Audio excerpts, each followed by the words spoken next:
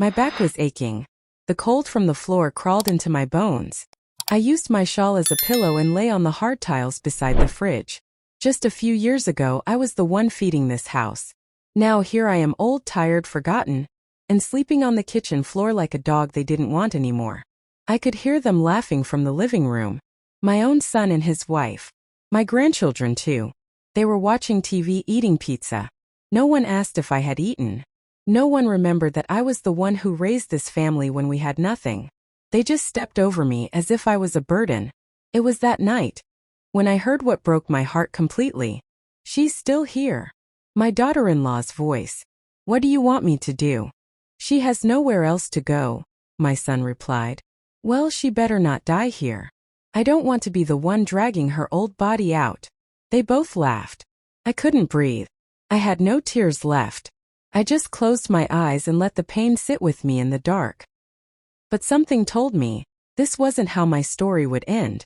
Now let me take you back. Let me tell you how I got here. I wasn't always this old woman sleeping on the floor. I was the backbone of this very house. When I married John, my late husband, we had nothing but love and hope. He was a truck driver and I was a seamstress. We worked hard, saved every coin. I made clothes with my hands until my fingers were stiff, just to put food on the table. We built a house brick by brick. I remember how I used to sew at night with a candle on because we couldn't afford electricity. But still, my son David always had shoes on his feet, books for school, and hot food in his belly. I never let him go to bed hungry, not even once. When John died, David was just 17. I thought I would break from grief. But I wiped my tears and stood firm. I told myself, you are the mother. You must be strong. So, I sold the sewing machine and used the money to send David to school. It was hard. There were nights I didn't eat so he could eat. There were times I pawned my jewelry just to pay his school fees. But I never told him. I didn't want him to feel guilty. I was proud of him. He finished school, got a good job, and married Claire, a woman I once called daughter. I was so proud. People in the village said, Grace, your son is your crown. And truly I felt that way. Until things changed. First it was small things. They moved to the city and forgot to call. I would sit by the phone for days hoping to hear his voice. Sometimes I would call and Claire would answer saying, Oh, David's busy. He'll call you back. But he never did. Still I waited. A mother's heart doesn't stop hoping. Then came the day I fell sick. My legs couldn't hold me. I called and begged. Please, I can't live alone anymore. David said, Come stay with us, Mama. I thought it was a new beginning. I was wrong. First, they gave me the guest room. But after a few weeks, Claire said, We need that room for storage. Mama, can you move to the kids' playroom? Then the playroom became too crowded. Before I knew it, my bed was a mat beside the fridge in the kitchen. I thought it was temporary. But days became weeks. Weeks became months. Then one day I heard Claire tell her friend on the phone, She's like a shadow in this house. She just lingers. It broke me. I stopped eating full meals. I started saving half of my food to eat late at night when everyone was asleep. One night I found the fridge locked. Another night my slippers were thrown out into the yard. Still I stayed silent. 'Cause where would I go? I had no house anymore. I had sold everything for them. One evening I tried to speak to David. My son, I said. Do you remember how I used to carry you when your father was gone for months on the road? How I slept on the cold floor just so you could have the only bed. He didn't meet my eyes. Mama, things are hard. Claire is under pressure. Just bear with us. Bear with you. I whispered. I am 76. I am not a dog. He stood up and walked out. That night I cried. Not for myself but for the woman I used to be. The woman who once made the walls of this house strong. The woman who gave everything to build a family that now walks past her like she's invisible. Then one morning, something happened that changed everything. I went to the bathroom and found the door locked. I knocked gently. Claire opened it halfway and said coldly, From now on, use the boys' toilet outside. This one is for us. My knees wobbled. I was speechless. But Claire, I have arthritis. I can't squat on outdoor toilets, I begged. That's not my fault, she snapped. You chose to grow old. Then she slammed the door. I stared at that door for a long time. And right there I knew they didn't see me as family anymore. They saw me as a problem, a burden, a mistake they were too polite to throw away. That same night I lay on the cold kitchen floor, eyes open, staring at the ceiling, and I made a silent promise to myself. They think they've broken me, but they're wrong. Because a woman who built a home from nothing, a woman who survived grief and hunger and sacrifice, is not someone you push into a corner and forget. But just as I was drifting to sleep, I heard something I wasn't meant to hear. Claire's voice, whispering on the phone. She has nowhere to go. If we leave her there long enough, maybe she'll just go. Silence. Then she laughed quietly. Yes, even if she dies, at least she won't be our problem anymore. I froze. Did I just hear that right? I didn't sleep that night. I lay still on the cold kitchen floor, my eyes wide open in the dark, my ears ringing with Claire's words. Even if she dies, at least she won't be our problem anymore. It wasn't a joke. I could feel it. I had heard that laugh before. A soft, fake laugh she gave when she meant what she said but didn't want others to think she was cruel. My hands trembled under my shawl. I wanted to cry, to scream, but nothing came out. I just stared at the ceiling, my heart beating loud in my chest. Was this really my life now? I had raised David to be kind, to be strong, to be better than what life threw at us. I taught him that family came first, that a mother's love was sacred. But now the boy I raised didn't see me anymore. He saw a shadow, a burden. I was the backbone of the family, and now I sleep on the floor. But I wasn't always like this. Let me tell you something. There was a time I had dreams. I wanted to become a nurse. I wanted to help people. But life had other plans. I got pregnant with David when I was just 18. His father, John, was 22 and jobless. But we loved each other. So we married and built our life from scraps. While John worked as a truck driver, I did everything to support him. I cleaned houses, washed people's clothes, sold firewood. I even learned to braid hair under a mango tree just to earn enough to buy baby food for David. I remember one rainy night, the roof of our small mud house started leaking. David was only 3 months old. I wrapped him in my scarf and stood in the corner of the room so the water wouldn't touch him. I stayed like that till morning, my feet numb from the cold, just to keep my baby dry. That's what motherhood is. You break so your children can stand. You give up everything so they can have something. And I did. I gave my all. David grew up with everything I never had. He had new clothes every Christmas. I remember stitching his school uniform late at night because we couldn't afford to buy one. He never knew I used old cloth to make it. He just smiled and said, "Mama, I look smart." I remember the day he passed his final exams. I sold my only gold earrings to pay for his application into university. I didn't mind. His future mattered more than my looks. When he got his first job, he hugged me and said, "Mama, your suffering was not in vain. I will take care of you till the end." I believed him. I held on to that promise for years. Even when I was alone and the nights were cold, I remembered that promise. So when he asked me to come live with them in the city, I thought, finally, I can rest. I've earned it. But resting never came. The first few days in their house were okay. Claire smiled and offered me tea. The children, Liam and Bella, called me grandma and hugged me tight. I cooked, cleaned, and helped with laundry. I didn't mind. But slowly everything changed. Claire stopped smiling. The children stopped talking to me. David stopped checking on me. I became a ghost in my own family.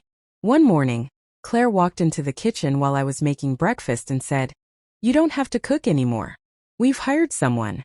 "But I want to help," I said gently. She frowned. "You helping is what's stressing me. Just sit somewhere and don't touch anything." That was the beginning of my silence. Iset. And I watched. I watched her scream at the kids for spilling juice, but smiled when guests came. I watched her feed the dog leftover meat, while I ate cold bread in the corner. I watched David walk past me like I wasn't there. And I still said nothing, because I didn't want to cause problems. Until that night, when I heard her say she didn't care if I died here. That night something inside me cracked. I knew I had to do something. So the next day I called my old friend Margaret. She was the only friend I had left from my village. We hadn't spoken in a while, but I remembered her number. "Grace," she said when she picked up. Is everything all right? I tried to stay strong, but my voice broke. No, Margaret. I need help. She didn't ask too many questions. She just said, come to me. You have a bed here. But there was a problem. I had no money. Not even for transport. David kept all my pension money. When I moved in, he said, let me manage it for you, Mama. I'll keep it safe. I never saw that money again, so I had to think of another way. The next morning, I waited until everyone left for work and school. I went to the bedroom where they kept the house help's phone while she mopped. I asked her gently, please, can I borrow your phone to make one call? She hesitated but handed it to me. I dialed Margaret again. I want to come, I whispered, but I need help. I don't have any money. She paused, then said, Grace, listen. I'll send someone to come pick you tomorrow evening. Just have your things ready. Tears filled my eyes. Thank you, Margaret. Thank you. After the call, I felt a small spark of hope. But that night, something terrible happened. David came home earlier than usual. He was angry.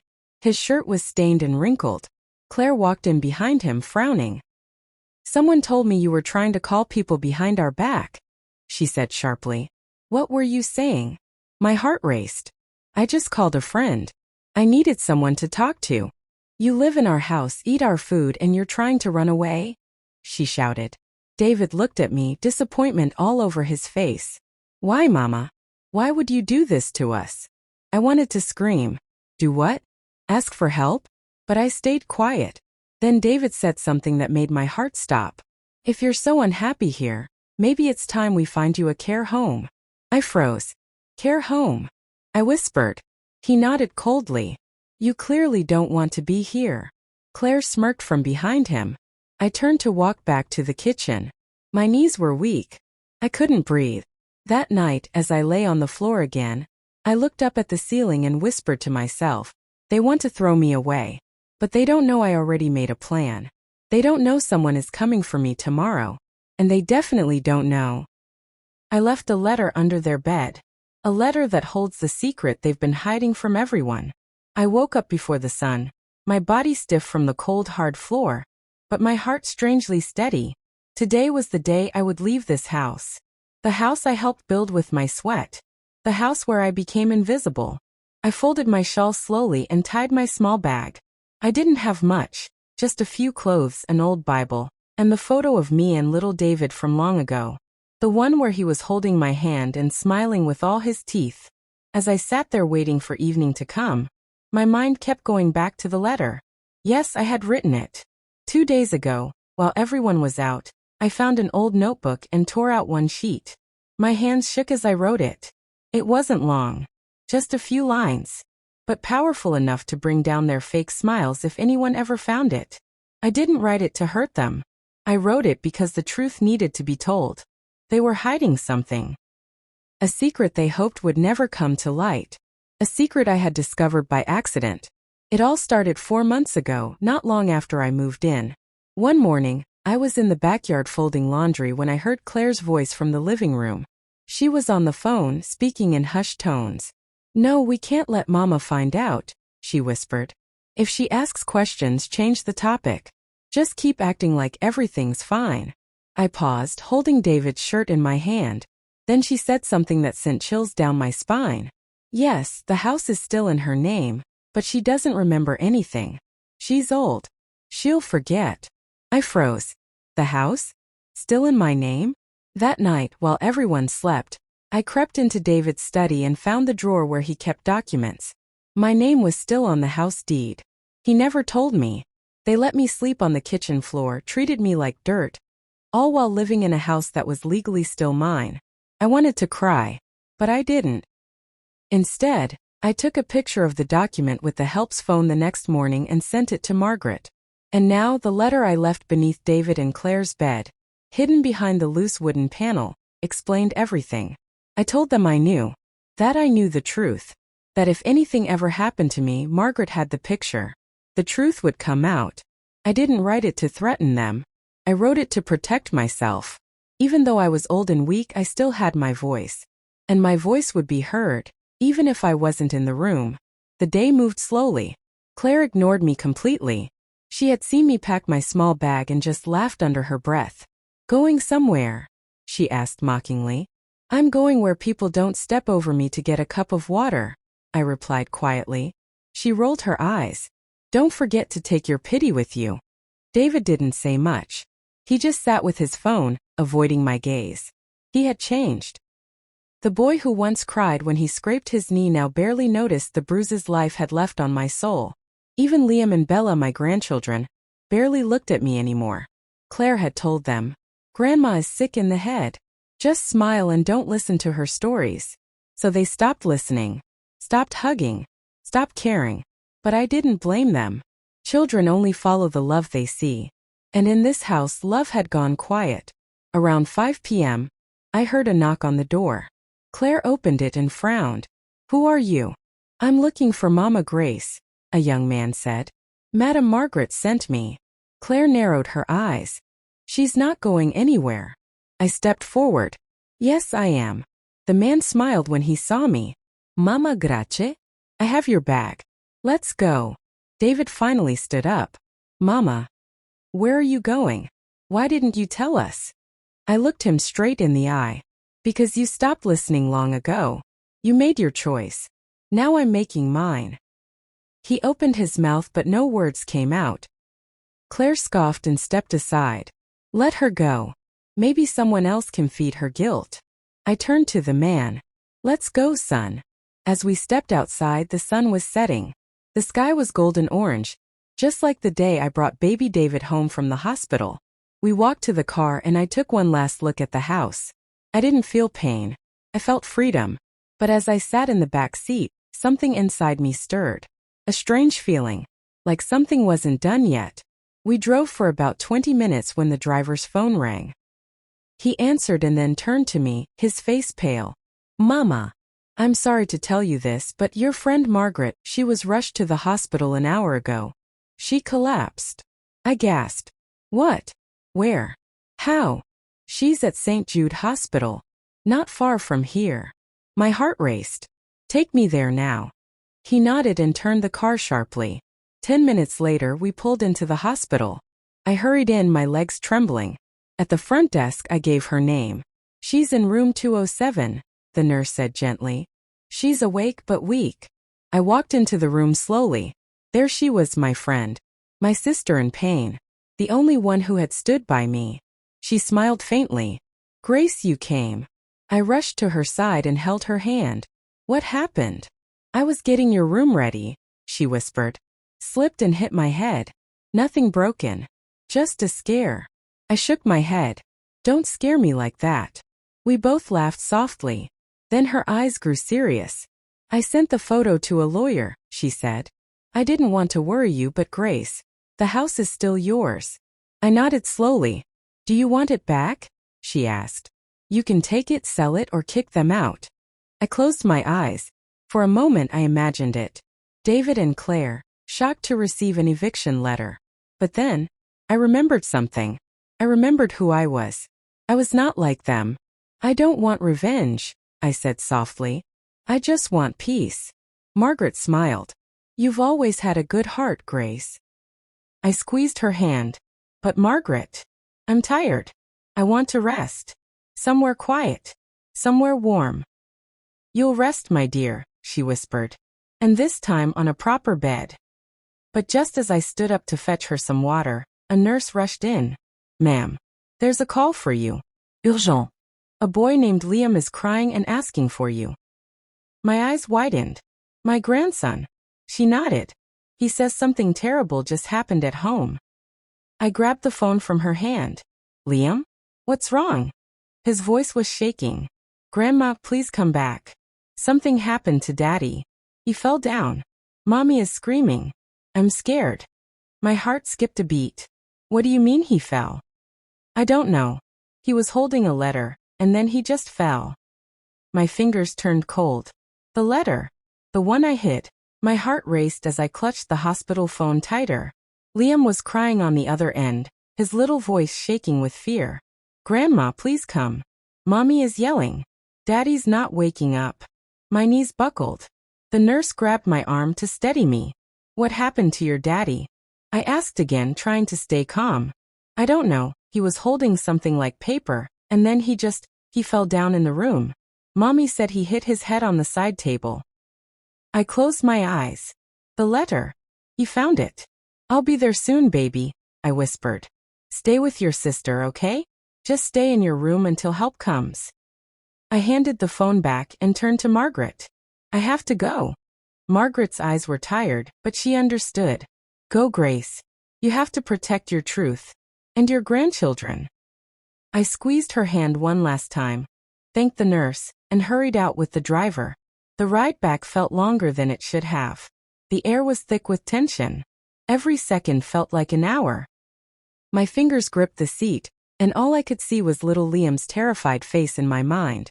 As we turned into the estate, I saw a small crowd gathering outside the house. No sirens yet, but people were murmuring. A neighbor held the gate open and I rushed through. The living room was in chaos. Claire was on the floor beside David, who was lying on his side, barely conscious. His forehead was bleeding. His hand still clutched a wrinkled piece of paper. My letter. Liam stood nearby, hugging his sister, both of them crying. What happened? I asked, trying to catch my breath. Claire looked up, her face pale. He was looking for his charger. Then I heard him scream. I ran in and saw him on the floor, holding that. She pointed to the letter. I walked over and gently pried it from his fingers. My own words stared back at me. David, if you're reading this, it means you found the truth. I know what you and Claire have been hiding. I know the house is still in my name. I know you never planned to tell me. You treated me like I didn't matter. Like I was just some stranger in your home. But remember this, I gave up everything for you. And I am still your mother. If anything happens to me, Margaret has proof. The truth won't stay buried forever. His breathing was shallow, but his eyes flickered open. He saw me and tried to speak. Mama. Shua, I whispered, kneeling beside him. Don't talk. Help is coming. Claire stood frozen, guilt washing over her face. The neighbors had already called an ambulance. Within minutes, medics arrived and lifted David onto a stretcher. I followed them to the hospital with the children. Claire rode with David. No one spoke a word during the ride. At the hospital, they rushed him into emergency care. I sat with Liam and Bella in the waiting room. Their small hands clung to mine. Is Daddy going to die? Bella asked softly. I shook my head, though I wasn't sure. He's strong. He'll wake up. And deep down I hoped he did. Not because he deserved peace, but because he deserved the chance to face the truth. Hours passed before the doctor came out. He's stable, he said. He had a mild concussion. The fall caused a lot of stress to his body, but he should recover with rest. Claire breathed out in relief. I closed my eyes. Later that night, while David slept, Claire asked to speak with me outside. She looked tired. No makeup. No attitude. Just a woman who looked like her world was cracking. I know what the letter said, she admitted. I know what we did was wrong. I nodded. You treated me like trash in my own house, Claire. Tears welled in her eyes. It started small. We didn't think you'd ever check the documents. We thought, if we made you feel like you didn't belong, maybe you'd leave. We were selfish. I was selfish. She lowered her head. We took your silence as weakness. But now I see. There is nothing stronger than a woman who's been through hell and still stands. I looked at her for a long moment. Why didn't you just tell me the truth? She shrugged. Because we wanted the house. We didn't want the guilt. There it was. The real reason. Claire, I don't want revenge. I never did, I said quietly. But I won't be silent anymore. What are you going to do? She asked. I haven't decided, I answered. But I will protect myself from now on. Just then, a nurse approached and said David was awake and asking for me. I stepped into the room, my heart heavy. David looked at me with tired eyes. Mama. I walked over and sat by the bed. He reached for my hand. I hesitated, then took it. I read your letter, he whispered. I didn't know you knew. I've known for months, I said. I just waited to see if you'd tell me. I'm sorry, he choked. I got lost. I thought if I ignored it long enough, it would all go away. You forgot who built that house, I said, my voice firm. You forgot who made you who you are. He wiped his eyes. Can I make it right? He asked. I looked at him, and for a moment, I saw the boy I once held in my arms. That depends, I said softly. Because the woman you pushed to the kitchen floor? She's not coming back. David closed his eyes and nodded. I understand. As I stepped out of the room, the night breeze touched my face. I didn't know what would happen next. But I knew one thing for sure. The truth was no longer hidden. And soon, everyone else would know what this family tried to bury. I didn't sleep that night. I lay on the hospital couch with Bella curled against me, and Liam holding onto my fingers like he used to when he was a baby. Their tiny bodies were warm, innocent, and completely unaware of the storm that had swallowed their home. But I was wide awake. I stared at the ceiling and cried quietly. Silent tears. Painful tears. Not just from what happened with David, but from everything I had carried for years. How did I, Grace, strong, proud Grace, become this?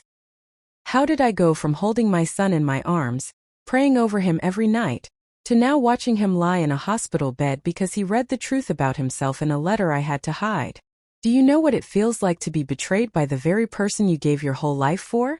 Do you know what it feels like to give someone everything and get forgotten in return? I never imagined this would be my story.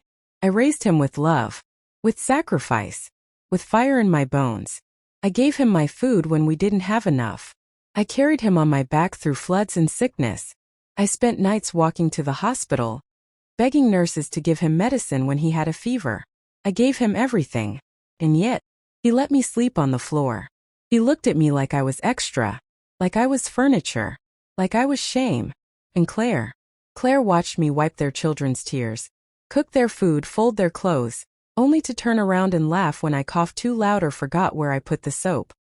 I was a joke in my own blood's house, but I stayed quiet, not because I was weak, but because I believed love could still change things. It didn't. Not this time. In the morning, I rose quietly and made some tea for the children. Margaret had sent clothes and snacks. I dressed Liam and Bella gently, combing Bella's hair the way her mother no longer had the time or patience to do. She smiled at me in the mirror. Grandma, you always make me feel pretty. I kissed her forehead. Because you are a sweetheart. And never let anyone make you feel less than that. Around noon, the nurse came to say David had been moved to a private room. His condition was stable. I didn't rush to see him. Not because I didn't care, but because I was afraid of what I'd see when I looked in his eyes. Would I see the boy I raised? Or the stranger who watched me crumble and said nothing? Eventually, I stood outside his room. Claire was inside, dabbing his forehead. He looked pale, older, almost ashamed. When Claire saw me, she stood and left without a word. David turned slowly to me. His voice was weak. Mama. I nodded but didn't move closer. He blinked hard, his eyes glassy. I'm sorry. I didn't know the letter would shake me like that. I laughed softly but bitterly. It wasn't the letter, David. It was the truth inside it. He nodded slowly. I know. I stepped closer and sat down. You broke me, I whispered. Piece by piece. You let me vanish in your home. You let your wife speak to me like I was a burden. Like I was nothing. He swallowed hard. I was tired. Pressured. I didn't mean. I raised my hand. Don't say you didn't mean it. I looked straight into his eyes. You meant it every time you walked past me like I was air. You meant it every time you laughed with Claire in the dining room while I ate cold bread in the kitchen. You meant it every time you told the kids, Grandma's just old, she doesn't understand. Tears fell down his cheeks. Mama, I don't deserve your forgiveness. You don't, I said plainly. But I'm still here. Still breathing. Still standing. His hand trembled. What are you going to do now? I stood up. I'm going to live. That's what I'm going to do. He tried to sit up but winced. I didn't help him. I don't know if I can fix this, he said, his voice shaking. You can't fix what you never tried to keep whole, I replied. But maybe if you're honest, maybe you can rebuild something with your children. Don't teach them to forget people who love them. He nodded slowly. I love you, Mama. I know, I said. But I needed more than words. I walked out of the room, each step heavier than the last. Outside, I found Claire sitting on the bench with her head down. She didn't look up when I passed. I didn't stop. I didn't need her apology anymore. Because finally, for the first time in a long time, it chose me. Back at Margaret's, the house smelled like stew and childhood. She hugged me tightly, then knelt to welcome Liam and Bella. They ran through the small house laughing. I watched them and smiled. That night, I sat on the porch wrapped in a warm blanket. Bella was asleep on my lap. Liam leaned against my shoulder. The stars above twinkled like memories.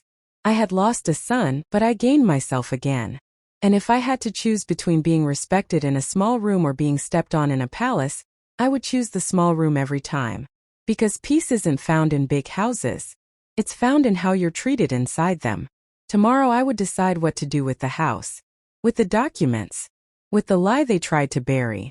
But tonight I would sleep. Not on the floor. Not in fear. But in warmth. And in truth. Because I am Grace. I was the backbone of my family. And I'm done being broken. The next morning I woke up with the sun shining gently through the window and Liam's small arms wrapped tightly around me. I didn't move right away. I stayed still, soaking in the softness of the bed, the peace in the air, and the warmth of a child who still loved me with his whole heart. I was finally in a place where I wasn't just seen, I was wanted. Margaret had already made tea and bread by the time I stepped into the kitchen. She smiled at me, her face glowing with something I had almost forgotten: joy. Real joy. "How did you sleep?" she asked. I took a deep breath. Like I hadn't slept in years. She poured me a cup. "That's what healing feels like, Grace." I nodded, but something deep inside me was unsettled. The letter. The house. The forged documents. The lawyer's words echoed in my head again. Do you want to press charges? Could I really bring the law against my own son? Could I sit in a courtroom and look David in the eye and say, "You tried to steal from me?" My hand trembled as I sipped the tea. "I don't know what to do," I whispered. Margaret sat beside me. "You know already, Grace. You're just afraid of how strong you've become." I looked at her, my eyes brimming with tears. I wanted to protect them, even while they were hurting me. But what if protecting them means destroying myself? She held my hand gently.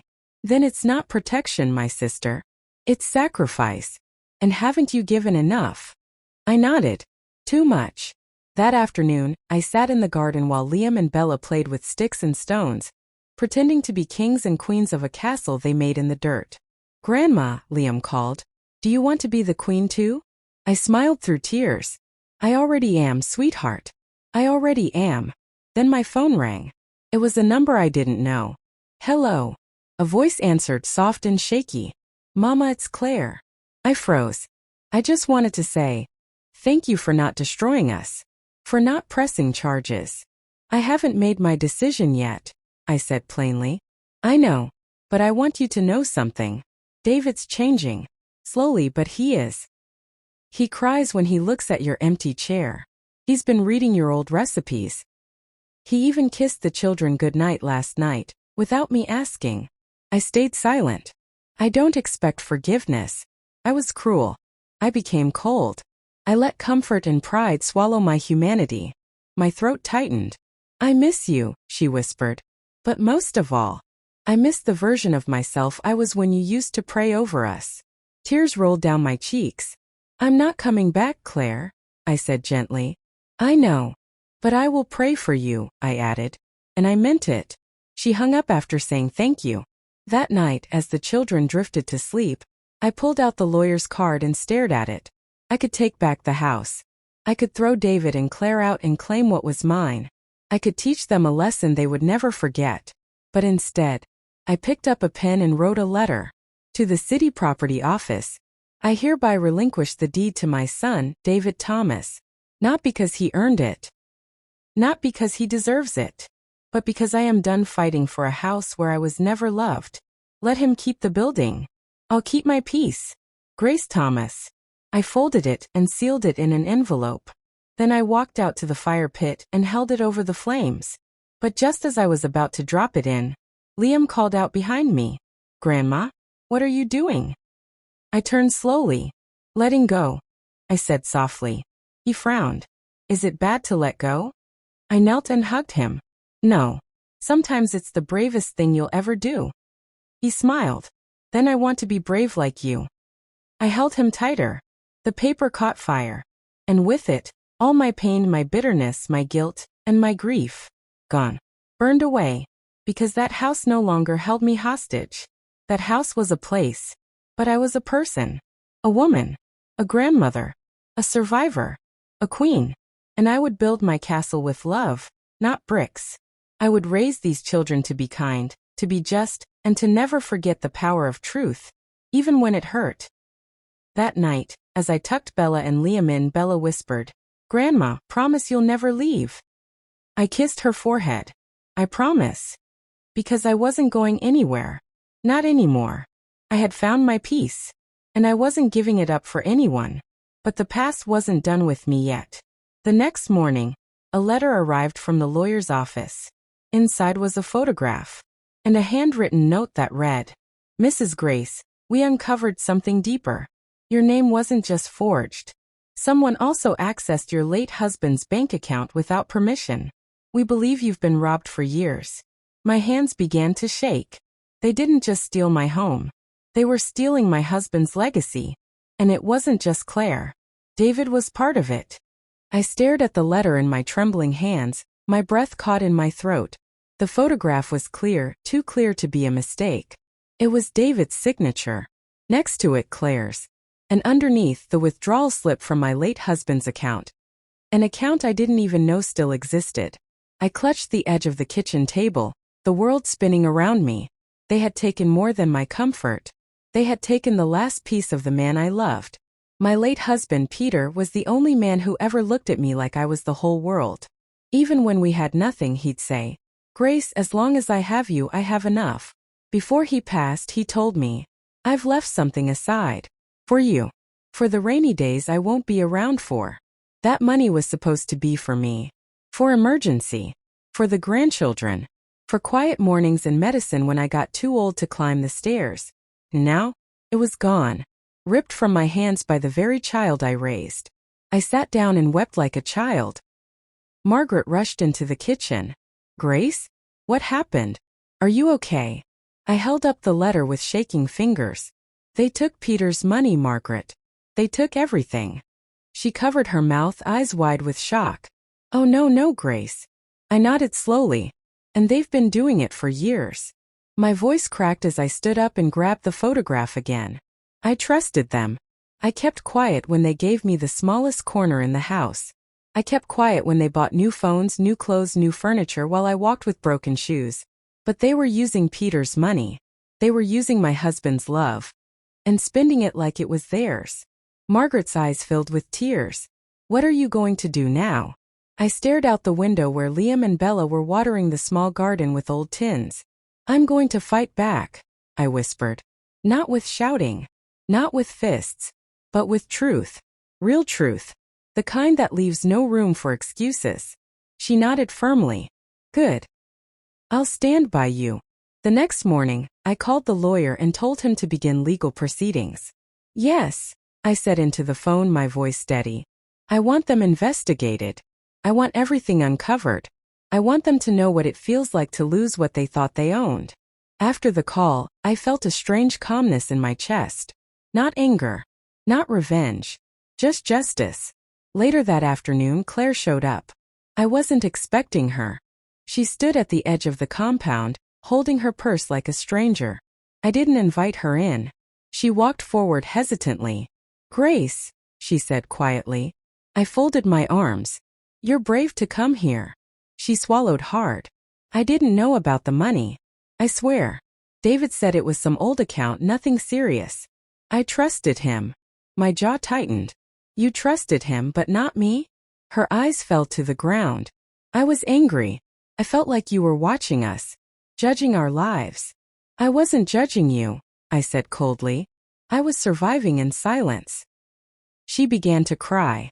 "I'm sorry. I know that doesn't fix anything. But I needed to say it." I looked at her for a long time.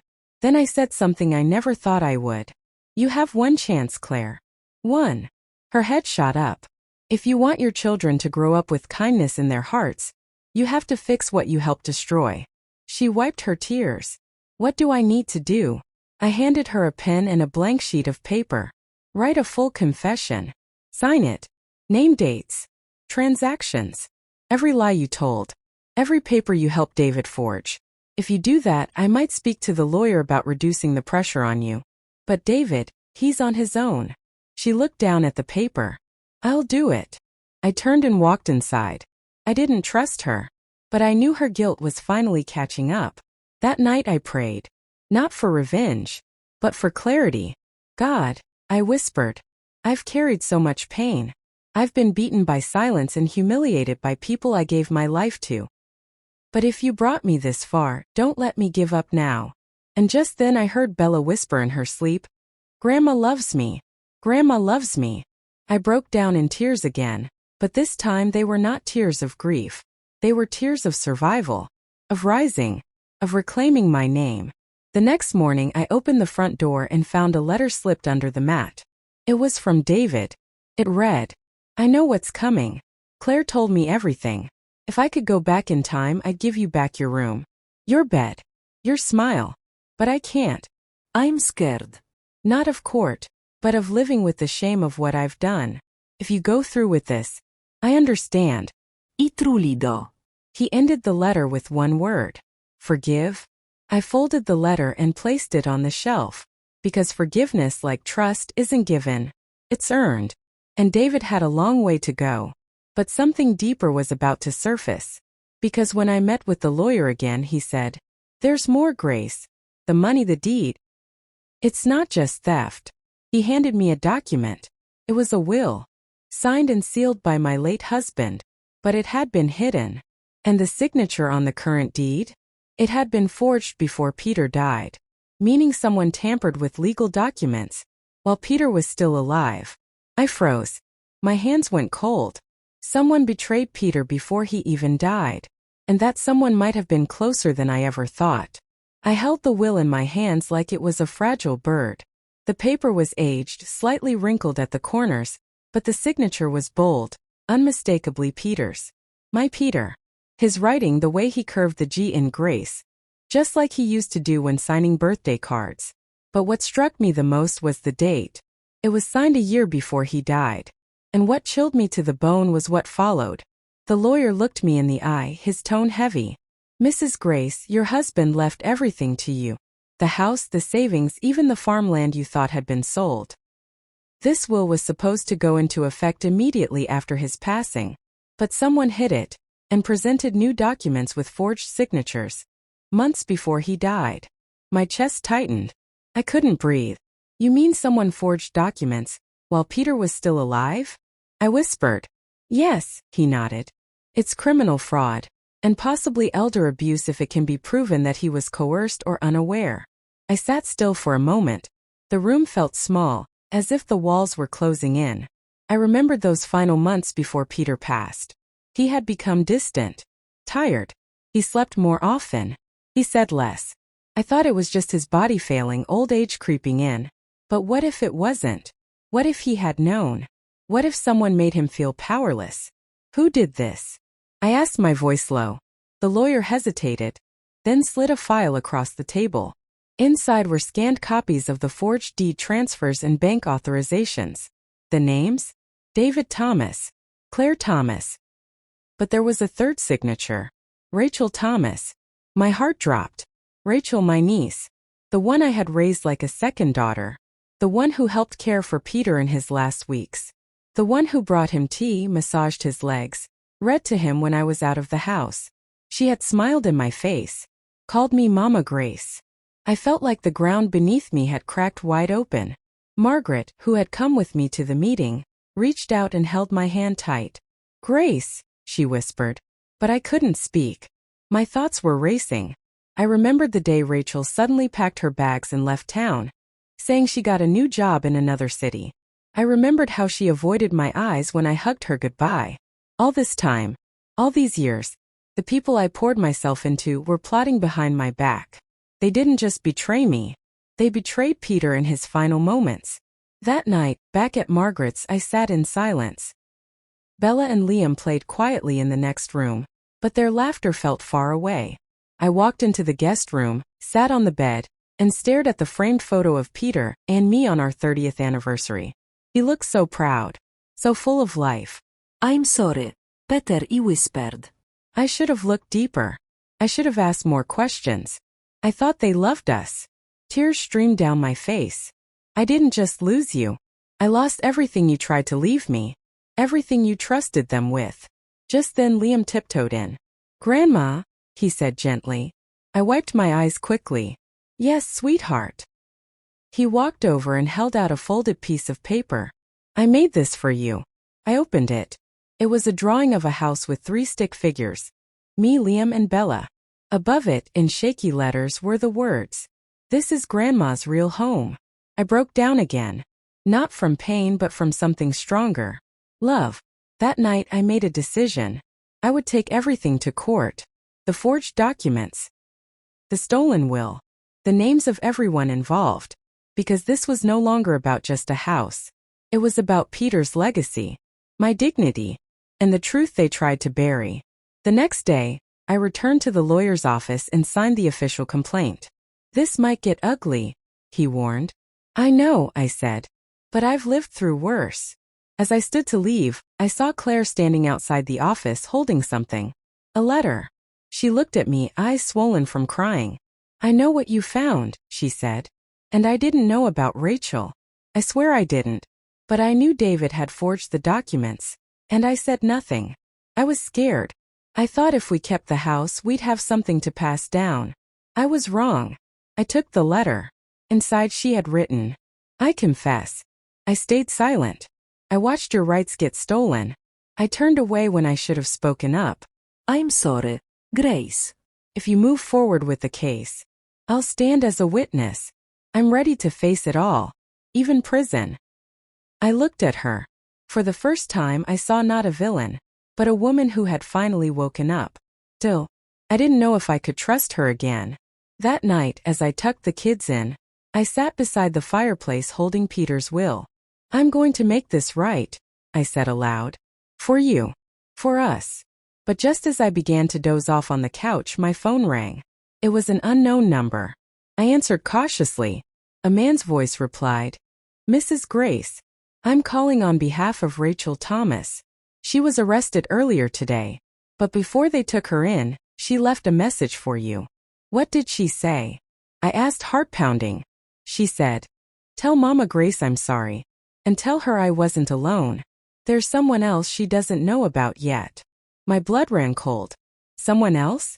Who else was involved? My heart dropped the moment I ended the call. There's someone else she doesn't know about yet.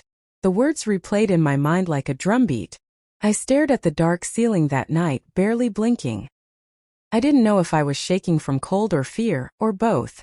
I wrapped the blanket tighter around me, but it did nothing to warm the chill inside my chest.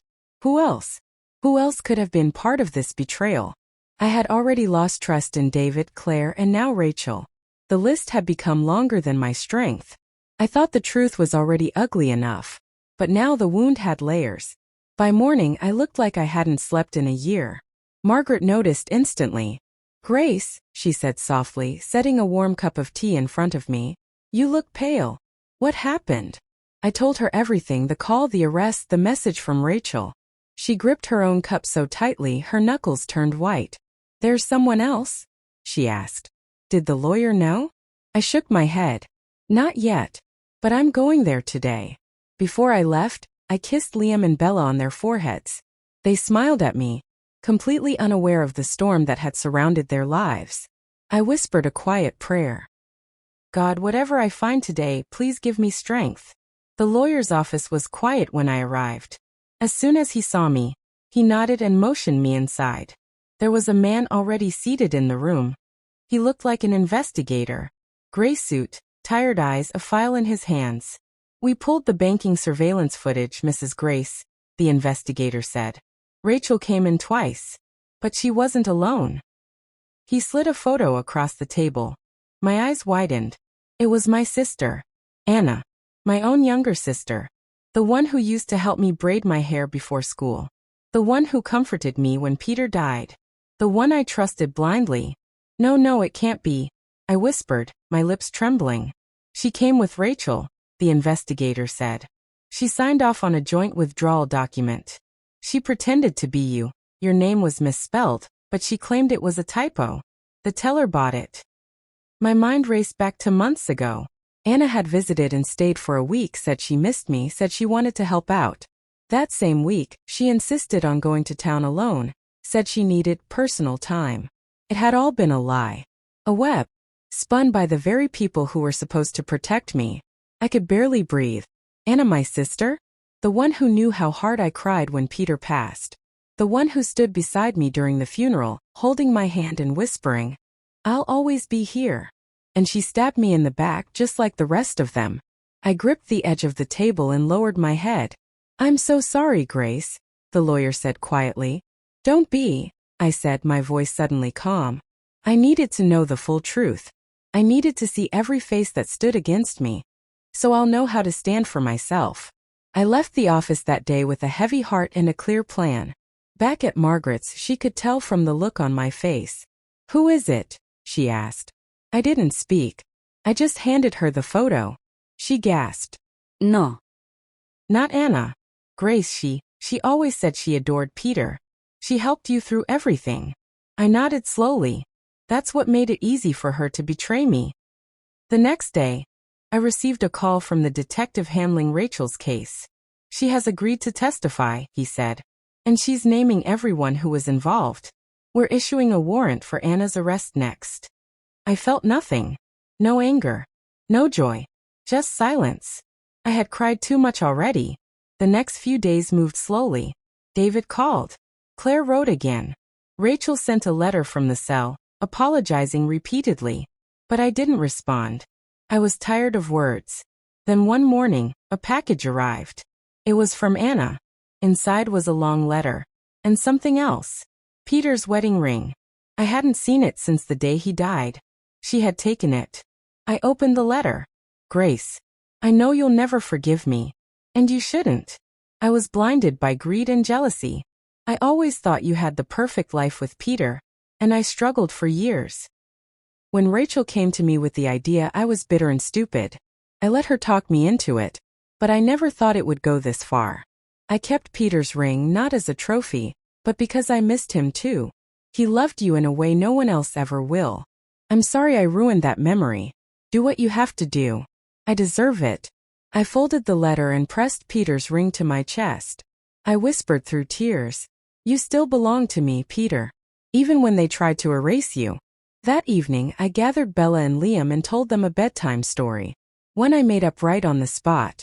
About a queen who lived in a castle made of memories. About wolves that came in the night dressed as family. About the fire of truth that burned away every lie. And how the queen, despite all the pain, never stopped loving, but learned to love herself more. Bella asked, "Did the queen win?" I smiled. "She didn't just win," I said softly. She rose. Just then I heard a knock at the door. It was the detective. "Mrs. Grace," he said, "we've recovered the stolen funds, and your husband's estate is being returned to you in full." I covered my mouth, overwhelmed. "But," he added, "we've also received one more statement from a surprising person." My brows furrowed. He handed me a page. It was signed, David Thomas, my son. He was finally ready to talk. I sat at the edge of my bed with David's statement letter in my hands. I didn't open it right away. My fingers trembled as I stared at his handwriting on the envelope, so familiar, yet now so distant. I had memorized that handwriting since he was a boy, scribbling Mother's Day notes with crayons. Now it was the writing of a man who had broken me. Still, he was my son. With a long, shaky breath, I opened the letter. "Mama, if you're reading this, it means everything is finally out. And I want to start by saying I don't deserve your forgiveness. I don't deserve your love. But I needed to tell you the truth. Yet, I took your name off the papers. Yet, I forged signatures. Yet, I let Claire, Rachel, and even Aunt Anna pull me into things I can never undo. But Mama, I was drowning.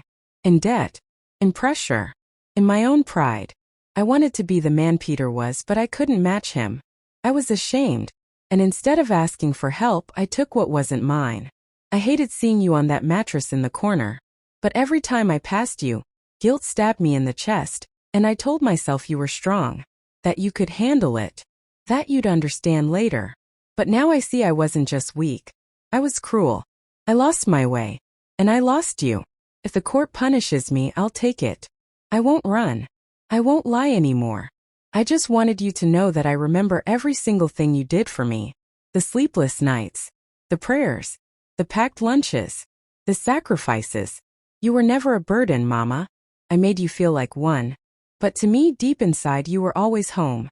Tears flowed freely as I read each word. I clutched the letter to my chest and wept. Wept for the mother in me that still longed to hold her son. Wept for the pain I'd buried so deep it had turned into silence. Wept because even in the mess, there was still a flicker of redemption. Later that day, the judge finalized the return of Peter's estate. The house, the farm, the savings, all officially restored in my name. The courtroom was quiet as the gavel struck. David sat on the other side, head bowed, awaiting his sentence. Claire sat beside him, holding his hand and crying silently. Rachel had already begun serving her time. Anna had vanished. No one had heard from her since the warrant was issued. I was asked to speak, and I stood slowly. Your Honor, I began, my voice clear but heavy. I am not here today to ask for revenge. I am not here to celebrate anyone's downfall. I am here as a mother who gave everything, and finally decided to take herself back. I paused, then looked over at David. I don't know what the future holds. I don't know if my heart will ever stop hurting. But I know this. I am not a burden. I never was. I turned to the judge. Whatever the law decides, I accept. But I will be walking out of this courtroom with my dignity. And that is enough for me. Back at Margaret's house, I packed my things into a small box. The children helped me fold my clothes, laughing and singing like they always did. Where are you going, Grandma? Bella asked.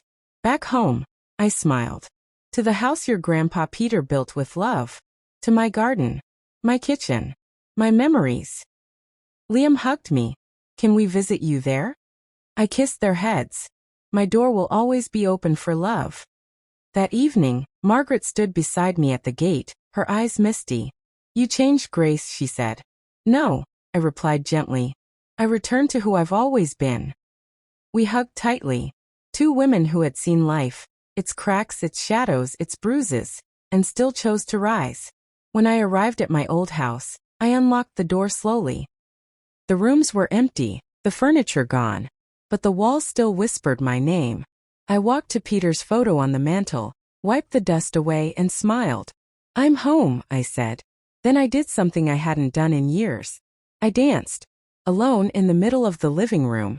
I danced like the pain had no power over me anymore. Because I was not broken.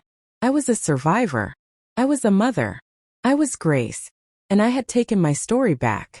Dear listener, if my story touched you, if you ever felt forgotten, invisible, or treated like a burden, I hope you know now you are not alone. You are worth fighting for. You matter. Subscribe to my YouTube channel for more emotional, powerful true life stories that remind us all. We may be silent for a season, but when we speak, the world will hear us. Thank you for listening.